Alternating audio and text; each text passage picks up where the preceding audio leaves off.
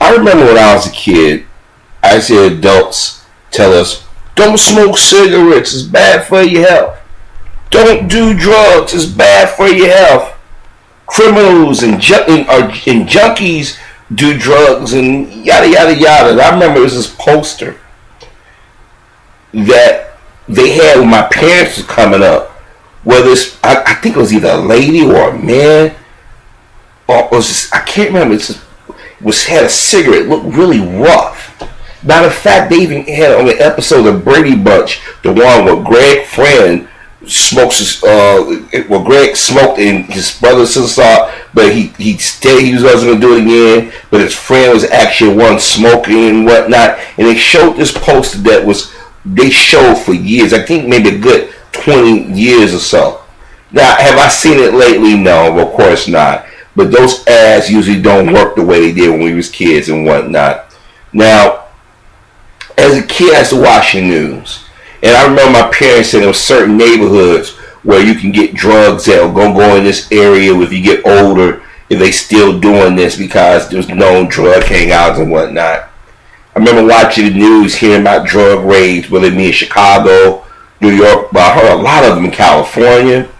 And then you heard about the quote-unquote gangsters or wannabe gangster, black gangsters, that somehow they let them sell enough drugs to poison the community, but those guys never got away with it. The mobsters always got away with it. And then it don't take much to figure out that the government had something to do with it, but people kept coming out saying, oh, the government had nothing to do with the drug trade. It's just people with weak minds and people with low morals that take it. But it had to get into the community somehow.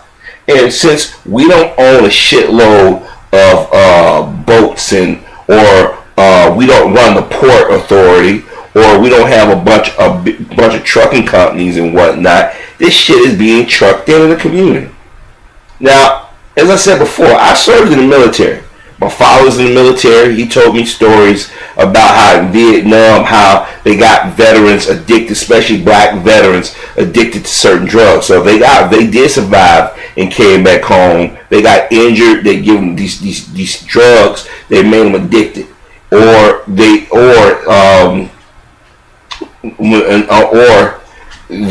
made sure they pushed hardcore narcotics in our communities and whatnot. And then, you're not oblivious to things. You know that there may be some crooked cops coming in the community doing shit. But the moment we talk about these things, people will say that we're paranoid and whatnot. But a lot of us in the community knew that the drugs didn't come in our community by accident. We knew that the mob had a part in it. We knew that our government officials had a part in it. And a lot of these cartels across the globe had a part in it. And it was all to destroy the black community. Now, y'all heard me say, don't y'all be running out here celebrating them legalizing marijuana, because if you notice, all these dispensaries and stuff are usually by white and Arab and Hindu and Asian men. You don't see too many black men in it. Now, I'm not going to lie to you. Marijuana is a cash cow. Everybody smokes some marijuana at some point. But in the 1960s, and even before that, they made sure marijuana was a white drug. Even though they said they banned it, white guys get caught with marijuana, slap on the wrist. Black person get caught with marijuana, it's 20, 30 years. They take their home, their cars, break up their families, do all kinds of shit. But that wasn't enough. They had to bring heroin and crack cocaine in, and then if you had crack, you got sentenced harsher than powder. Now, a lot of people in our community have pinpointed where exactly it went hardcore. The Nixon administration, and every administration since has ratcheted up. Bill Clinton really ratcheted it up. But I keep telling brothers and sisters, I said, we have to understand why our community is like this, because for years they would try to make it seem as if the black community, we're savages, or we just don't give a damn. We got all these vices. These vices didn't just walk into our community. They was purposely put in our community. Ask yourself why a large portion of our grandparents' generation, or even a portion of our parents' generation, didn't fall prey to drugs. It was when they saw the Vietnam era soldiers coming back home and working with the Panthers and other citizens like they said, we got to put drugs in the community to stop that upper mobility. This is why they didn't want black men in the home, especially those returning vets. Because now we can introduce your children to this fucking poison. And let's be honest, some kids are more curious than others. So in the 1980s, if dad wasn't around, the household was one-sided, and you had to make ends meet, somebody said, hey kid, come and sell this, you make some quick money. And then the family is hungry or whatnot, people are going to say, okay, you do it for this short period of time and you stop. Excuse me. But by then, you'd have been arrested probably twice, maybe 3 times. Or you're doing some hardcore time. While those brothers and sisters who was out there saying, hey guys, don't do it, you're being set up. The government either assassinated them, set them up for crimes, or made them seem as if they was paranoid. Now, there have been some brave people outside the community that tried to, but they destroyed their careers. They died under mysterious circumstances as well. And there's some who knew it but just didn't say anything because it benefited them. Well, today, it wasn't a big reveal to us who in the community was paying attention and know our people history. But this guy pictured was an aide to Richard Nixon. And back in the 90s, he revealed, if I read the article correctly, that of course the drug war and all this stuff was set up to destroy the black community. J. Edgar Hoover, the CIA, your local mayors across the country, your state's attorneys, they all did this. This is one of the reasons why Hoover and them, said the Black Panthers couldn't survive. This is why they wanted the gangs to thrive in our community. Because they knew you had a bunch of men who were not disciplined, wasn't well exposed, who had daddy issues, or wanted their American dream so bad they would do anything. It became generational. Now, I'm going to say this. Nixon is dead and this motherfucker is dead. If I go back in time, I wish to God, well, let's put it like this. A Kennedy could have happened to him. I just say it like that without saying the word. Because these motherfuckers have done so much damage to our community within the last 40-something years. I mean, think about it. I mean, I want y'all to really think about what they were doing. This is why they couldn't let Malcolm or Martin or certain members of the Panther Party make it into the 1970s. I mean, think about it. Think about when those men was assassinated in their lives. Think about the nasty rumors they put out there. I mean, just think about it. If Martin or Malcolm was still alive and the drug war started and they had that bully pulpit, do you think our people would have fell for that shit? Fuck no. Because they could have reached the masses. Malcolm was going to go to the United Nations and they would have brought charges upon the United States. I mean, just think about all the families and lives that have been destroyed since 1968 all the way to this point. 47 years. 47 fucking years. No, 48. What I'm talking about? 48 years. What was it? 47? No, 47. I'm sorry. What was that? Yeah. 48. No, 48. No, 48 years. I'm sorry. I'm doing my math again. 48 years. And this motherfucker knew it, and they didn't care. See, Hollywood is so anxious to make a movie about who Dr. King may have slept with, or who Malcolm X may have slept with. They never want to talk about this. For years, they called us paranoid. When brothers and sisters say, man, we didn't bring no drugs into the community. Yeah, some of our people have sold them, but they got here somehow. We knew the CIA and the mob was bringing their shit into our community.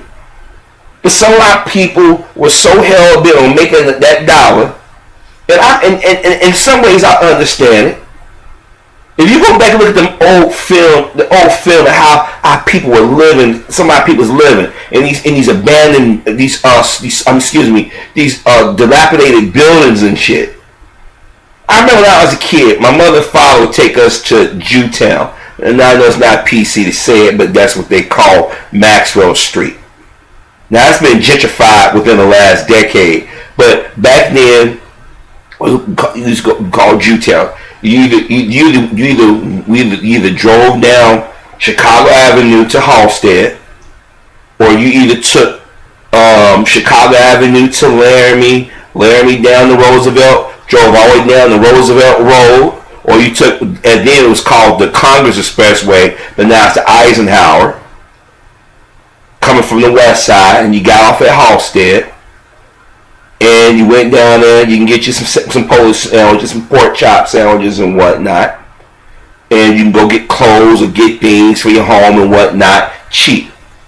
But on your way down there in the area, you saw the men and women that were shooting drugs or were exposed or lost to that drug climate.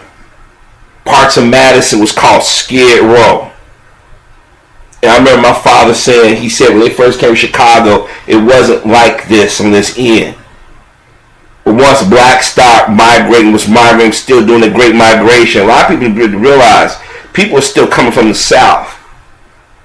And the fact remains is white folk, wherever they move, at some point, we're going to come. We're going to get there. So they said to keep us locked in one place, put them housing projects and flood it with drugs. Keep our minds unfocused. And I remember my father saying, don't you boys get caught up in that. We were little kids and my father said, don't you do it. So that's how they control you. When you stop drinking that liquor and shooting that stuff up in your arm, that's how they got you. I mean, I think about some of the guys and girls I went to school with who mothers and fathers were in jail because they sold it or took it. How they suffered.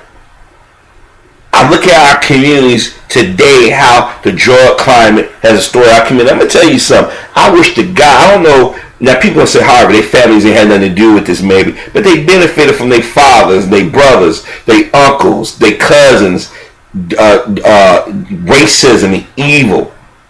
I hope every last one of them motherfuckers have some type of trauma or tragedy in their family. Because Nixon and this motherfucker is dead, so we can't get to them. But I tell you what we can do as a black community. We should get lawyers and sue the fucking government. The pain and suffering. Now those of y'all who say, well, my family, we don't do that shit. That's still affecting you as a community because the community which you lived in went down. Resources are kept out of it. The schools have suffered. I mean, think about it. You bring drugs into the community. Motherfuckers are fighting over turf. Who get to sell in this corner? Motherfuckers are buying guns, selling guns, shooting up the fucking neighborhood. So what happens? People start to move out. They move out. Schools, they don't get the funds because there's not enough kids in school. So what they start cutting programs to fix this and fix that, and the school's going to disrepair. The school's going to do such disrepair, they have to close the school down, move the kids out of the area, and you got a big old building, or they tear it down, you got a vacant lot.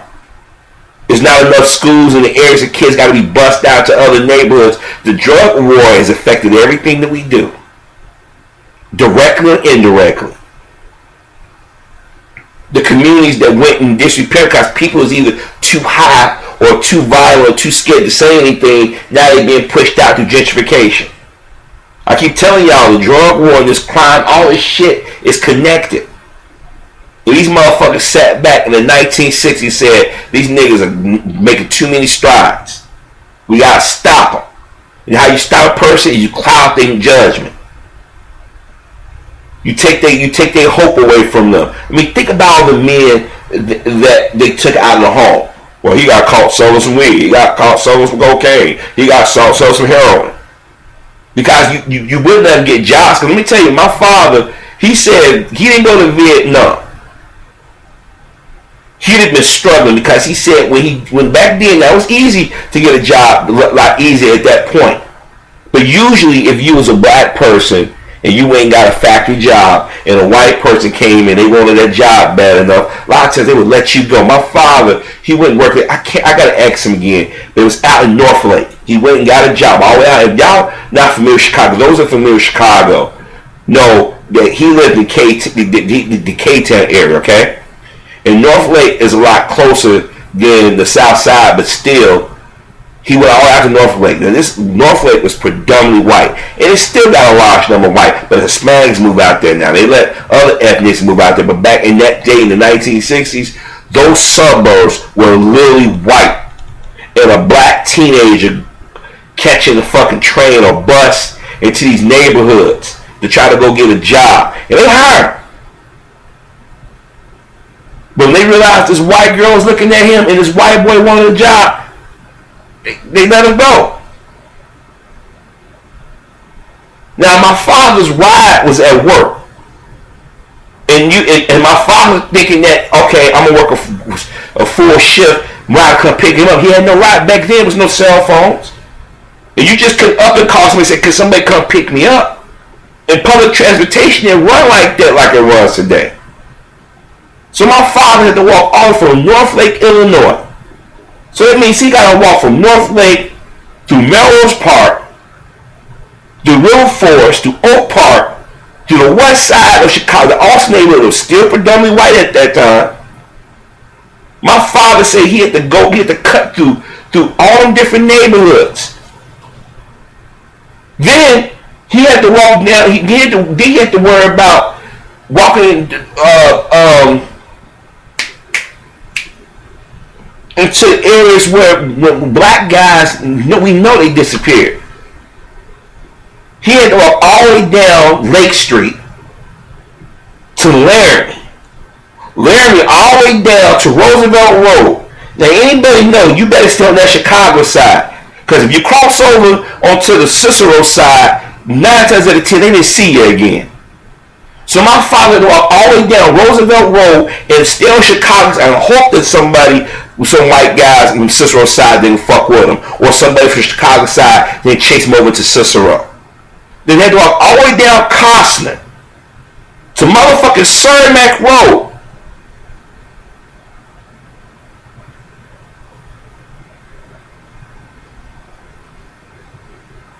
So my father said, fuck, he said, I can't take this going to the job working and let you work a few days or a month or a week. So he said, let me go enlist in the Army. And he said it was the best thing he did, because if they enter that draft, he'd probably be dead now. I probably more likely wouldn't be here. But the fact is, he went in, and when he went in, because he grew up in a two-parent household, and his father set the tone, he didn't get hooked up on that opium and shit and them drugs that was given to the soldiers. And the black soldiers, they did so wrong coming home, they wouldn't give them their benefit packages. So what the brothers had to do, they had to go out there and find a job. Well, if you can't find a job and the white guys are getting them, or the ones are being deferred, are still at home, what are you going to do? You're going to go out there and you're going to start doing illegal shit, selling drugs. And that's what they wanted you to do. But because my father did his tour, my father went and got a job at the VA. And he knew how to play the game. That's why he's instilling me and my siblings how to play the game. That's why I never resorted to going out there and doing anything illegal, because I know it's only a short period of time, because they know who's doing what in the community. Excuse me. They know who's selling drugs. Trust me on this one. I told y'all some videos when I was working summer jobs. I was working at the 15th district, and this custodian told me, look, when they doing their roll call and shit, don't be called upstairs, and don't be called down the locker room, because they be talking. And one day I overheard something. I ran downstairs and I was like, and the officer was looking at me. I played dumb. Now, because of time has passed, it's my word against theirs. Can't prove shit. And I couldn't remember the officer's face. I just know it was white officers talking about to go get some niggas tonight. Think about the drug traders did to kids. Think about the people that got hooked up on their shit and passed that tainted DNA, they blood to their children. These kids got birth defects. They got conditions and shit. Because motherfuckers like this and Nixon and them, Pat Buchanan is still alive. He was a part of the Nixon administration. President Bush Sr., yeah, W's father was over the CIA. So they knew this shit was coming into this country. Ronald Reagan was the governor of California. They knew it was coming. They was, well, bring it on in. Bring it on in. And then almost 20 years later, you got Nancy Reagan said, just say no. The irony of it, your husband and you help create this climate, and you out there saying, just say no. Then you get Bubba, another few years later, we got to do the three strike law. These devils sit back and they've destroyed our community. There's a reason why they don't show those old video or documentaries anymore. Notice last month, they didn't show not one. Oh, they give you the Freedom March, but they won't show you Eyes on the Prize. They won't show these other documentaries. They won't let you hear all of Dr. King's speeches and shit. Because people sit there like, wait a minute. This was 1960s America. This was going on. I mean, have y'all ever thought about how did our community get to this point?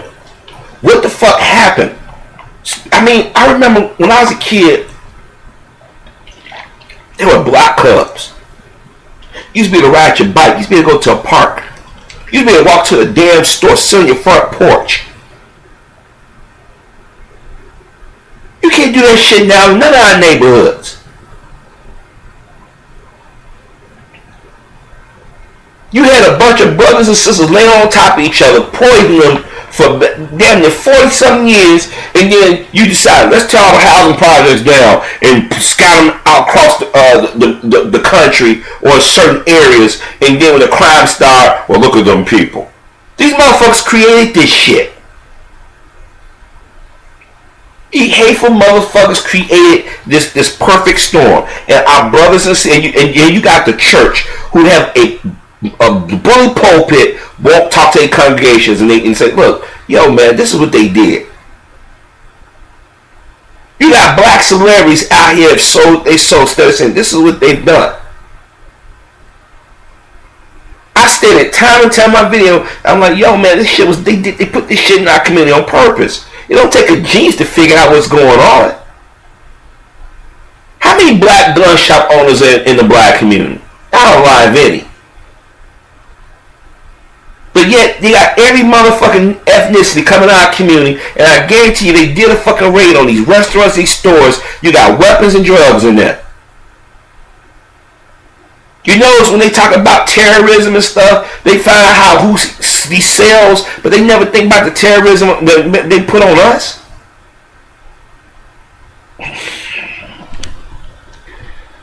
Let me read this to y'all.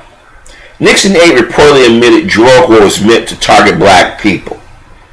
Did we know we're lying about the drugs? Of course we did. An eye-opening remark from former aide to President Richard Nixon pulls back the curtain on the motivation of the United States war on drugs. John Ehrlichman, who served 18 months in prison for a central role in the Watergate scandal, was Nixon's chief of domestic advisor when the president announced the war on drugs in 1971. The administration cited a high death toll and negative social impact on drugs to justify expanding federal drug control agencies. Doing so set the scene for decades of socially and economically disastrous policies. Journalist Dan Baum, wrote in the April cover story of Harper's about how, you know, these magazines that motherfuckers don't read, about how he interviewed Ehrlichman in 1994 while working on a book about the drug prohibition. Ehrlichman provided some shockingly honest insight into the motivations behind the war on drugs from Harper's. You want to know why this was really what this really was about? He asked with the bluntness of a man who, after public disgrace and a stretch of federal prison, had little left to protect. The Nixon campaign of 1968, the same year Dr. King was murdered, folks, and the Nixon White House after that had two enemies. The anti-war left and black people. You understand what I'm saying? We knew we couldn't make it illegal to be either against the war or blacks, but by getting public to associate the hippies with marijuana and blacks with heroin, excuse me, I say heroin like they said back then, I don't know why, went into that old black speak, but anyways, and the criminalization of both heavily, we could disrupt those communities, we could arrest their leaders, raid their homes, break up their meetings, and vilify them night after night on the evening news. Did we know we were lying about the drugs? Of course we did. So I want y'all to think about that for a second. This motherfucker right here, in the Nixon administration, George Bush with the help of the CIA, the fucking mob, the fucking media, purposely made us the face of drugs. That's why to this day, Caucasians still associate blacks with drugs. They associate it with welfare. They associate it with violence. That's why they still insist that the Black Panther Party are terrorists. This is why I said in my other videos, the shit that happened in these foreign countries, these terrorist attacks, this is karma.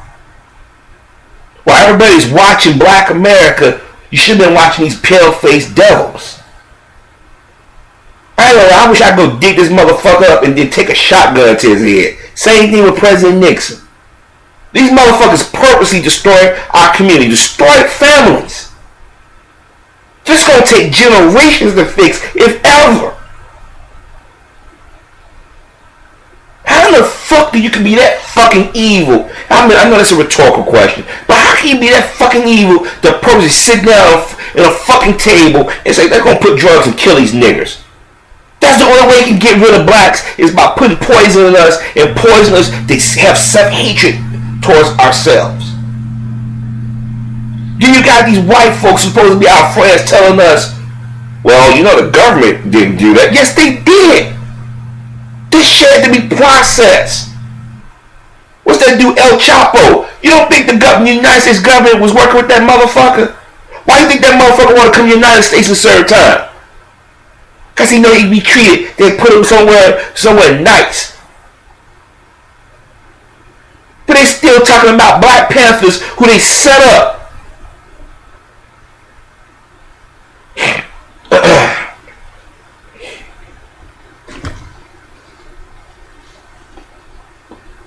This is why I get frustrated with us as a people. This is why I always say in my videos, observe. Observe. Have y'all ever thought about some of the things that are going down in our fucking community? Why do you think they've been pushing homosexuality on us?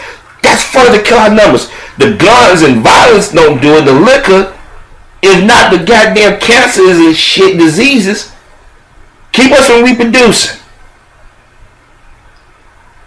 This was done on purpose. This is why I get passionate in my videos, because I'm saying, like, I know I don't want to saw this. I saw this shit when I was a kid. It was too fucking obvious. Motherfuckers that you ain't never seen before pop up in the neighborhood and disappear.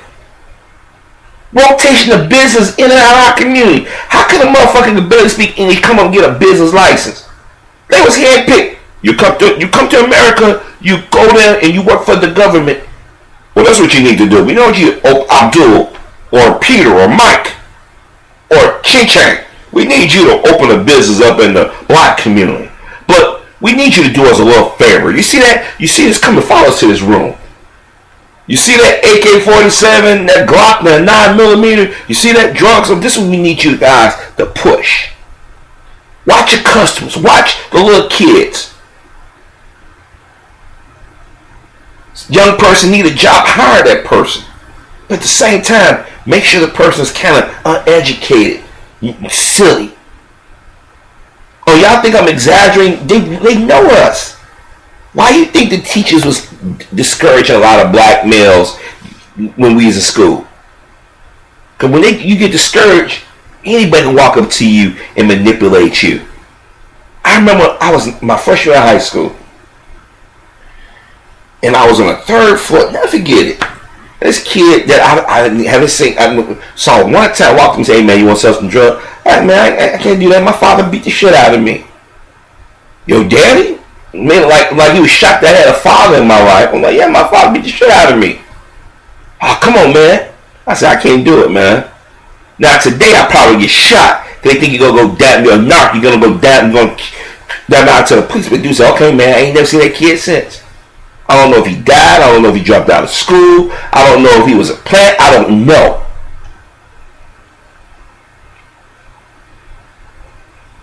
You get motherfuckers in the neighborhood that you ain't never seen. You're like, where that dude come from? That chick come from? I mean, I think about how our communities have changed over the years. This is why I get frustrated. Why are we killing each other? Why are we doing everybody's dirty work? But see, if you don't know your history or you don't have no pride in yourself or care about yourself or your well-being, you'll do dumb shit. But for years, brothers and sisters said, hey, yo man, the government bring this shit in. And black folks have always predicted shit. We warned about the goddamn real estate companies redlining and price gouging and shit. We warned about the educational system. We talked about the economy. We talked about this. We talked about these currency changes. This charge you the cash your money and shit. We talk about these title loans. We talk about all this shit over the years, and people think, oh, these niggas are just whining. Then when shit starts to happen to them, what are we gonna do? This is why I don't feel sorry. Now they pushing these stories about heroin. Well, that shit was a story in our community. Y'all was throwing our people in jail. Now y'all want us to feel sympathetic? Get the fuck out of here. My son overdosed on heroin. He shot cocaine and he taking those rocks and whatnot. Don't put him in jail. Get him help. They need help. But our people throw the key away. And you got white people like Bill Maher and them talking about President Obama. He need to try to get marijuana. No, you don't. We got enough lawyers not coming and say, why don't we put a class action lawsuit against the United States government? I mean, for 500 more years, they've been trying all kinds of ways to destroy the black community.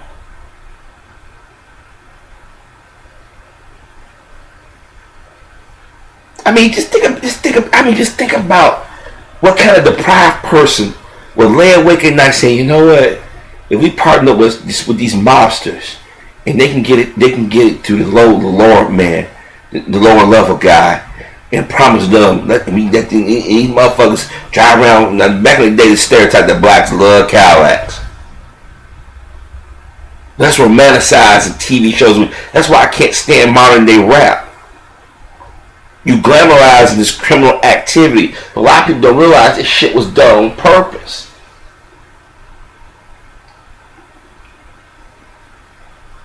I mean, this motherfucker, and then the person who interviewed him, he gave different reasons why he set on this. Now the motherfucker either didn't care or he was scared that he was going to take him out, like that other white guy was back in the 80s yelling at a reporter, yelling about it, and they destroyed that man's career. I think he died, if I'm not mistaken. This is why they was assassinating our brothers in the late 60s. This is why they went after the Panthers. Because you had too many brothers yelling and saying, yo man, the government is doing this. And for those of y'all who think they can't, I know what they capable of. It is, y'all talking about fight terrorism, but y'all won't fight the crime and terrorism that's here in the United States. Because you know why? Because it affects our people more than anything. God don't like ugly. Motherfuckers say they believe in God. God bless America. How can God bless a country where you got a group of people who have done so much harm to another group of people who have done nothing to them? These motherfuckers like this need to be put on blast, whether they did or not. Their families should have to suffer like our families had to suffer. I mean, it just this whole thing got started by that bastard Nixon and Hoover and all of them. And the one and some of these men are still alive. Now this motherfucker died back in '98. Nixon died, I think he's somewhere in the '90s. I can't remember exactly in the '90s he died. But people like Pat Buchanan and them, they still alive. Kissinger and them, still alive. Kissinger and them even had a plan called culling. If I'm pronouncing it correct. Basically, controlling the population by killing off certain members of the population. This is why to this day I still think that HIV/AIDS is a man-made fucking disease.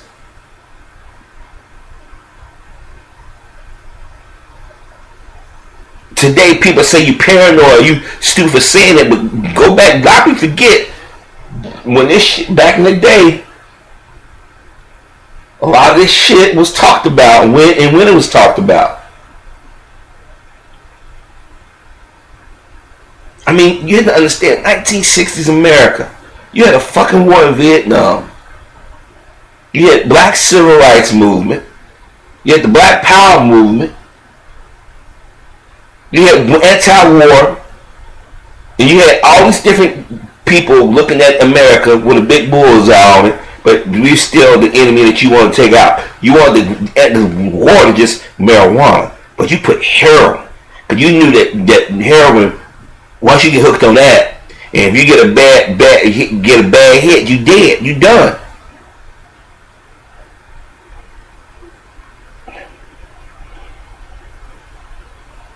I mean, just think about all the brothers and sisters who mothers and fathers wasn't in their lives. Or the parents and families and friends had to bury loved ones because it's fucking drug war. Because it was purposely done. So this is why America and its allies are catching hell today. Because there's so much dirt is done. I don't claim to have all the answers. But I do know this. God don't like ugly. So the next time a white person tell black folk that we're paranoid, tell them they might want to go on the internet and type in drug wars. When they tell us that the prison industrial complex is all in our head, ask yourself why all the prisons are being built downstate in rural white areas. Why is it when white men and women commit crimes in media gloss over and don't talk about it? Why isn't they have white suspects? They don't show their pictures or their names. Well, they have a suspect and they're not releasing the information. All this shit is not done by accident. There are people and corporations in certain communities are getting profit off our misery. Now, for those of you saying, well, Harvey, these guys are long dead now that we know the truth. No, people still would say that this shit didn't happen.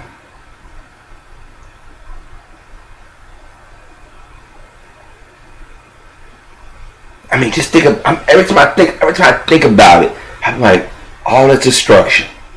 This is why I'm telling black folks, don't be out here standing with these so-called liberals or conservatives now that want to talk about this.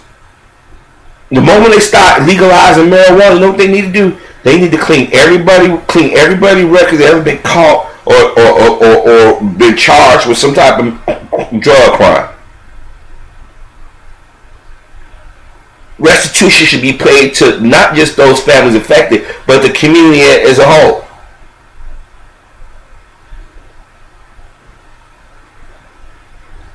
I mean, listen, when you just sit back and think about it, this guy said, we did it to target black people. And all the years that black folks have said it, they've been called conspiracy theorists, paranoid, whiners. That's why I tell white folk or other ethnicities that want to be white, y'all don't live our experience. Y'all think that we're stupid. Oh, because we don't know how to pronounce this word, or we don't dress this way, or eat this way, or think this way. Y'all think that we backwards. Ask yourself how a community that was been drug infested and bad one minute, and then overnight need to clean up because law enforcement, like right now, the police really wanted to go after the criminal element. They could. But they don't want to. This is why I said, bring the military in. This is why you can use the military to show up the police and actually go after the actual drug people. But see, you've been telling yourself. Their stores, I can guarantee you, are selling things illegal. When you see a bunch of young dudes and women hanging out at a store, you be like, why they hanging out at that store and the owner not telling them not to go there? Because they selling their shit. They selling that illegal shit. And these brothers and sisters want Jordans and an iPhone so motherfucking bad, they don't realize you helping people to store. If you don't do it in other communities, they would run you out. They would kill you. See, I'm fascinated by this. This is why I love. This is why I like YouTube and certain sites. You see those old clips and stuff that you saw. I mean, just think about it. Our parents was dealing with this shit in the late 60s and into the 70s. We grew up in the 80s, starting to see how the community was starting to really be affected by it. Now we see 20-something years of neglect and scheming. Look what happened. Damn near 50 years of motherfuckers fucking us over on purpose. Everybody want to tell black folk, no, don't say nothing, stand down. This is why our brothers and sisters become apathetic to the things around, because you constantly kicking them in the groin. You constantly pulling the football from you, to use that Charlie Brown metaphor. You're Peter Parker them. Meaning, no matter how something that seems good, that turns out bad. That's what I mean by the Peter Parker people. Just think about those doctors, those lawyers, those teachers and entrepreneurs that could have been in our community. Think about all the fathers that, with a lot more fathers, could be in their children's lives. Our communities would be picked up by other groups of people.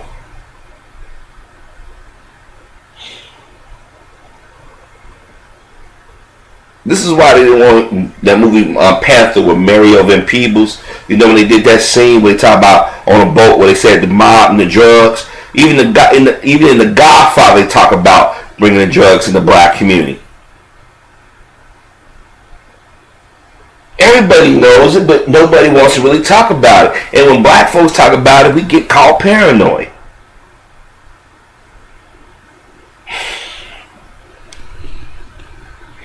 It's fucked up.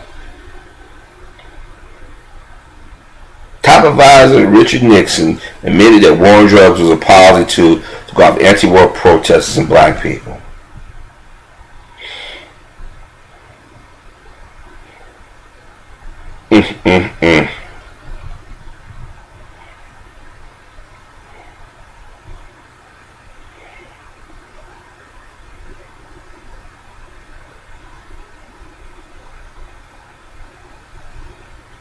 This man was the devil. Now I wonder those black Republicans that often bring up Richard Nixon, what they thinking about today about it.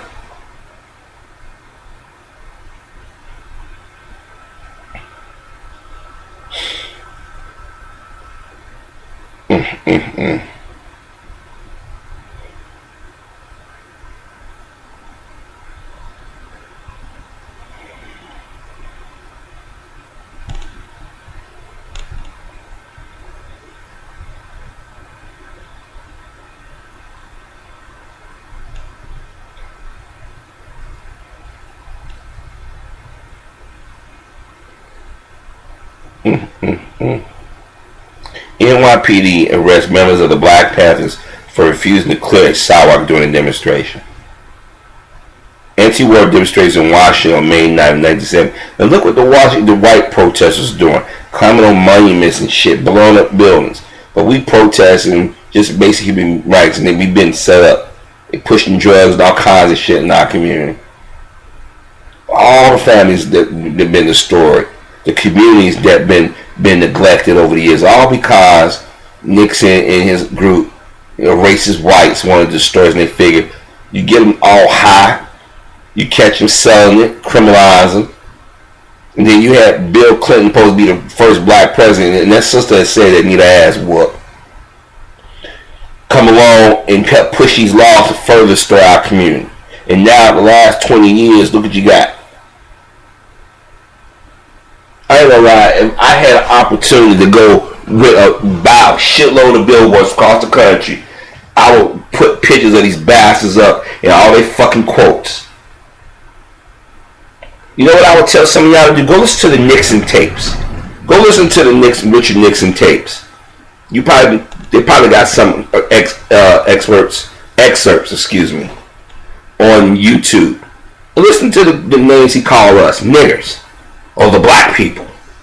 And then juxtapose that with Fox and people who think like them. All our so-called allies who participated over the years in just doing this shit to us. Brothers and sisters, we have to really, really wake up and get our shit together. Because these devils want to just they want to come after us. They join forces. They put aside all their differences to come together and they go after us. We ain't did a damn thing to them. But see, what happened is when we got our heads together, when we focus, we considered dangerous. Because then we're not talking to them, we're not begging them for shit, and we doing better than them. They can't take that. They can't fathom that.